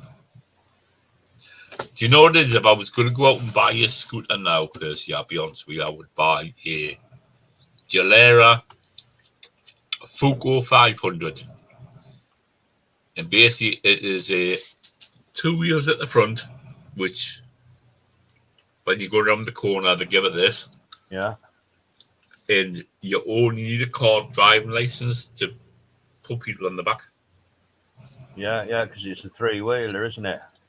Yeah, because it's been extended wider at the front to cover for the British regulations.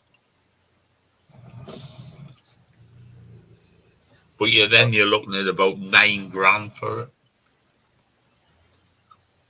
Oh, the price of scooters is stupid. Honestly, really, really stupid, Percy. Yeah. Was it Lambretta? They used to make these funky things. Was it the Cometa? Cervetta.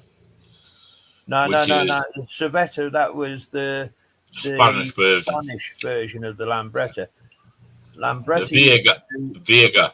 A Cometa and a Vega, and they were a bit more like a moped looking type thing rather than a scooter. Yeah. They'd be fun. Well, Percy, if you've got about $4,000 in your pocket, $3,500 in your pocket, you can buy one. Honest, Percy, I looked at the price of them, and I'm like, I can buy a Lambretta for £125 for about 1,500 quid. Say 1,500 quid. Mm-hmm. And now it's going to cost us £2,000 to put on the road. Yeah, I can believe it. Yeah, so stupid. Your best bet is to find somebody that's already done it and then buy it. I'm going to be at the main at selling a Piaggio GTS 125. Well, 300, but it's been registered as a 125. Mm-hmm. And then he wants $3,500 for it. $2,500. My problem is I'm struggling to find more than £4.50 in my back pocket nowadays. Well, principally, I've got as much as you can see. And I've got a T-shirt on. Like I said, everything at the moment. The electricity board will have that off your back before long, the way their prices are going. Well, personally, we pay with a card, so we know exactly what we're paying every week, if you know what I mean, Percy. Yeah. Yeah, where you've got a little card you put in, you charge up, you put it in. Oh, you sort of prepayment, is it? Yeah. You go and top the card up and pop that in the meter. Yeah. Because then, I know you pay a little bit extra on top, but you know what you're spending, though. Well, our utilities, we used to be on quarterly billing. Yeah. So every 3 months, the bill would come.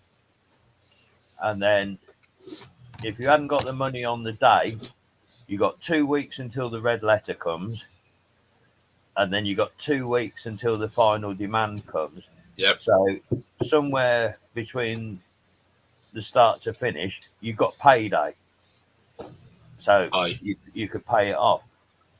They've changed it now, and it's monthly billing. Oh, yeah. Yeah. It's coming through at £100 a month. We don't even pay that on card. And that's with nothing running, man. I'm out at work, and the missus, she's been away for the last few months, bless her. Her old dad, he's 90 years old and struggling with his health a little bit. Yeah. So, I mean, she's not in the best of health anyway. She's got problems. So she's trying her best to spend time with her dad. I'm out at work all day. I've got everything unplugged and turned off as much as I can. And we're just getting rinsed. You will do? Yeah. Yeah, I totally agree with you. But it's until the government pull their fingers out of the pocket, Percy, you're going to get nothing done, mate. The government ain't going to pull their fingers out of their pockets. They're too busy lining their pockets. I mean, look at the exchequer. What do you call him? Sunak? Yeah. 723 million's gone in the bank. He doesn't know how people like us have to survive. But then you've got the dickhead in charge of the Labour Party. He's about as much use as a chocolate fire guard. He wouldn't prosecute Jimmy Savile. Yeah, I'm gonna say Savile's best, mate. And he wouldn't. Do you know what it is as well, Percy? Being honest, he wouldn't prosecute the grooming gangs like the Rotherham and places like that. But his excuse was, I didn't know nothing about it. Bullshit. If he's top of the bloody heap, he knew everything about it. Exactly. And all. But he would not prosecute Jimmy Savile when he was alive. Yeah. He was in charge of Operation U-Tree, wasn't he? Mm-hmm. That was investigating Savile. And the whole Rotherham, and it weren't just Rotherham, it was a hell of a lot of cities. It was all over the place, Birmingham and that. Oh, yeah. Yeah. They decided to hush the whole thing up so well, nobody appeared to be racist. That was the police, the sources, because they didn't want to be shown as being racist. But you're not being racist. You're proving that this is what you has done. Yeah. This is what you're getting done for. The most vile thing of it all is that they call them grooming gangs. Well, grooming is what you do to a dog or a horse. What they were doing to children was not grooming. Well, I think, did they not mean by grooming gangs or Percy's, they were treating them the same as animals? Because they didn't give a shit about anybody. Well, to put it in black and white, they were rape gangs. Yeah, exactly. But not many have got the face to stand up and tell it how it was. Do you know what it is? You know what it is, Percy? I follow Britain's First. Mm-hmm. And I also follow Tommy Robinson. Yeah. And did you ever see the one with the pandemic with Tommy Robinson where he showed up the BBC? Yeah, I've seen quite a few of his. He did Panodrama as well, didn't he? That's the one. Yeah. That's the one. And you know what it is? People are calling him all sorts, but he was right in what he was saying because he was set up. Yeah. And Britain First, that's Jada Franson, isn't it? No, she's left. She's gone, has she? No, she's gone. Is it Paul Golding? Yeah. Paul Golding, another woman, she left. There was a bit of to and fro between Paul Golding and Jada. She blamed him for this, that, and the other. But that's life. It's one of those things. It was never taken to court, so... Yeah. Even looking at me with all these bloody dreadlocks and that, I've been out on Football Lads Alliance and been treated with absolute total respect there. Aye. I'm a Chelsea fan, and I've been all over with the Chelsea. I've been out to Barcelona, I've been to Tottenham, I've been all over Southend, Luton, and the Chelsea have accepted me as just one of the blue boys. It's not what you look like, it's what's in your heart that counts. Yeah, exactly. Hi, Randy. Nice for joining you. Good evening, Randy. But it's just, at the moment, it's just the government needs to pull a thing out and do something. Do you know there's people who think it was great, we got this, that, the other government when the lockdown was on. But if you actually sat back and worked it out, you've got all that to pay back. Well, most people don't think anymore. They've been conditioned for so long. Yeah, exactly. Right. Do you know what it is? People take the piss out of me.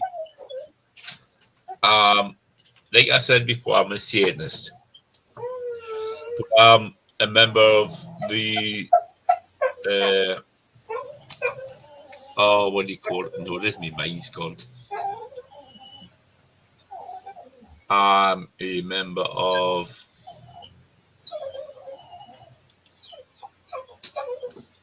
when your mind goes and you can't remember. Senior moment, is it, Rusty? I'm having that one, yeah. rational Church of Rational Satanism. And what it is we want to see the proof of when you're saying to me, well, God did this, I want to see the proof. You put the proof in front of me that God did this, I will believe it.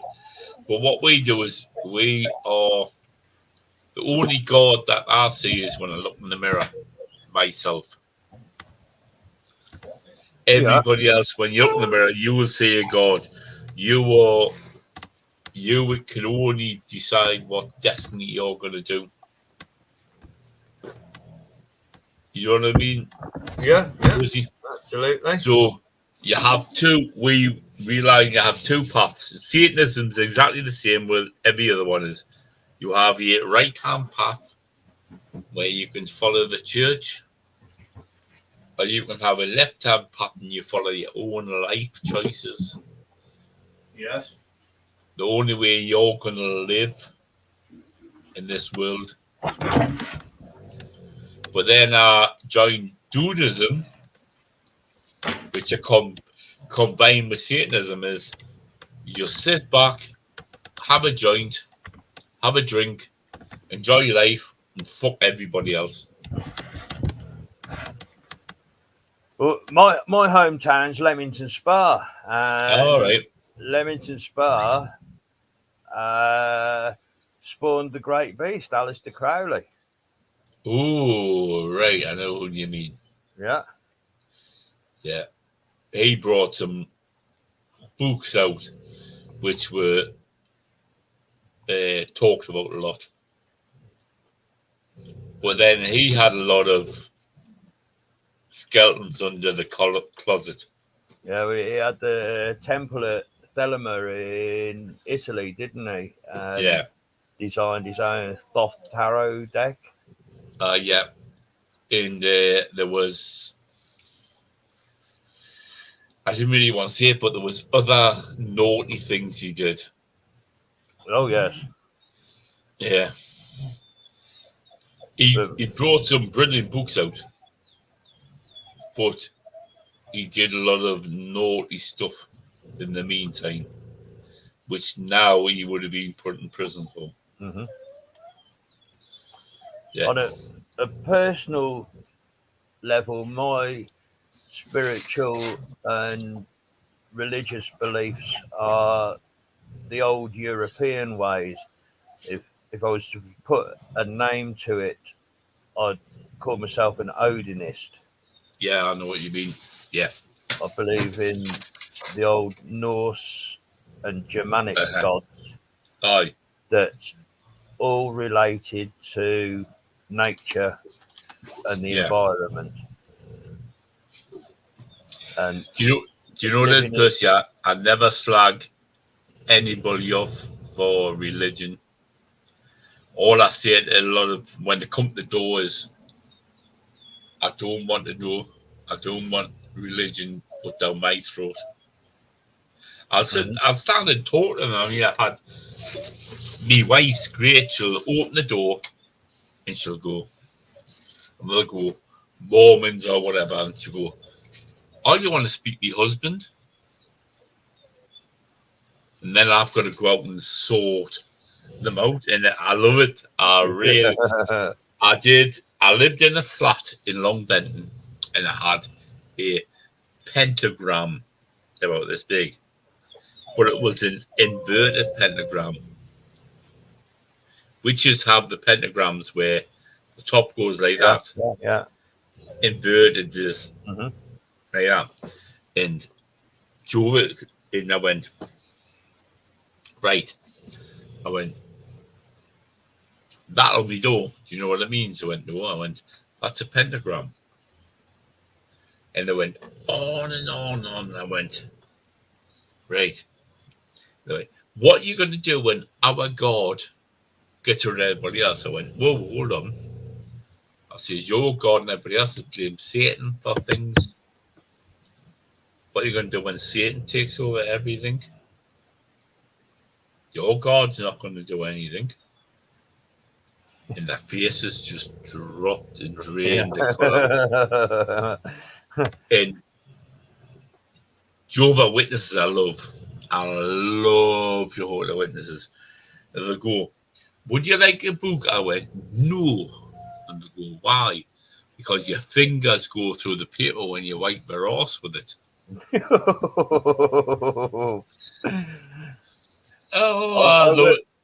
I worked with a guy that I think he was a Jehovah's Witness, and I was quite heavily into punk music at the time. I was working in a print factory. Yeah. And my side of the print room, I'd got punk albums up all over the wall.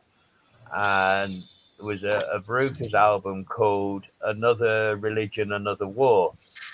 And the image was a soldier in uniform crucified.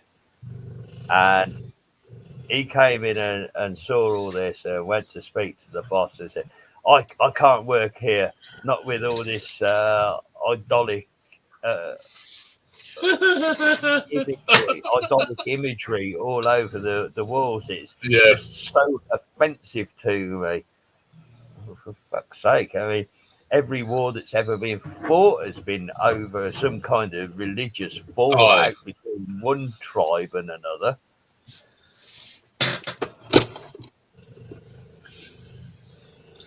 I just love religion. It's great because you can say something and it pisses people off. Yeah, and that nowadays not just religion, is it? With it's anything. A woke population of political correctness. They'll go well. Can you?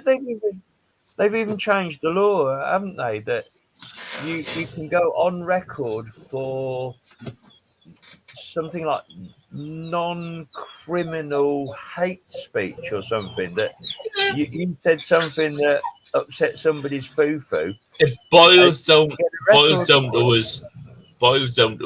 Percy has no freedom of speech. You're not allowed to say anything. Well, I'm different. If they want to put me in prison, go ahead and do it. I really couldn't care less. If somebody says to me, "What's a woman?" I'll go, "She has a hole. She doesn't have a dick." Yeah. She doesn't have a dick. And if they want to put them for fucking go ahead and do it. Because fucking at the moment, you can say boo to somebody, and if they take you with the take your court for boo. Yeah, absolutely. That's why myself and Facebook parted company, because the censorship on these mainstream social media sites, you've got no freedom of expression. I started with a day ban, then 3 days, then 30 days, and then another 30 I tell you what to try. And I've been on to Percy is Rumble. I'm on Rumble. Yeah. I'm on Gab. I'm on Odyssey. Yeah. And I'm on one that's called VK that comes out of Russia. Russian one, yeah. Well, you've got one coming out from Trump himself. Yeah, this new Trump book thing. It's he owns Truth Social. Yeah. But what it is he hasn't opened it up to the rest of the world yet. It's only America. But I can understand why, because the British government is so far stuck with each other's arse. If you say black's white and white's black, you get prison sentence for it. So I did sign up when this Trump book first became available. You could sort of pre-register yourself for an account on there. Yeah, I did the same, but you're not allowed to go on it. And I do believe that initially it was only going to be available on the Apple platform. It wasn't going to be available on Android or it hasn't. What they've done is they've blocked it for America only at the moment. And we are so much nonsense. I agree with you. But this world is so screwed, it's a waste of time. I've come to the point where it's a waste of time of doing anything. I'd rather go metal detecting and fuck everybody else. Just go metal detecting and prepare for the worst. Well, if you see a cloud, you can sort of smile and go, I'm fucked. Yeah.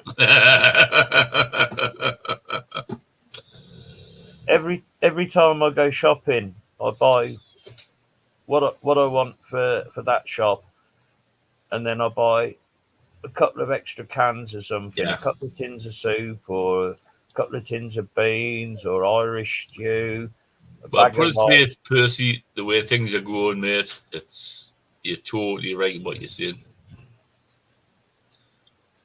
Because it's not going to get any better. Doesn't matter which way you try or what you do. It's not going to get better. Well, COVID was just the practice run for everything else they've got in store for us. Oh, yeah. Right, Percy, I'm going to cut it the night and I'm going to go to bed because I need some sleep. Yeah, me too. Swung away around to 2:30 in the morning, Rusty. How on earth did that happen? I wasn't looking. Right, anyway, Andrea, good night, and I will catch you next Saturday night. If you want to come on live, great. Somerset Searcher, thank you very much for coming on. Randy, thank you very much. I'm on live next Saturday night. I'm hoping Percy may join us. Hopefully, I'll get back from the South Coast in time and come and hop in. And I will see you all next week. Anyway, thank you very much for BC, and I might see you next Saturday night. Anyway, Percy, thank you very much for coming on. My pleasure, Rusty. Anytime. And thanks for letting me drop in. Aye. Good night to everyone in the chat. Do you know what it is? I like just to sit back, relax, talk to people. It's the easiest way. Just keep telling it as it is, eh? Exactly, mate. Right, anyway, good night. Night.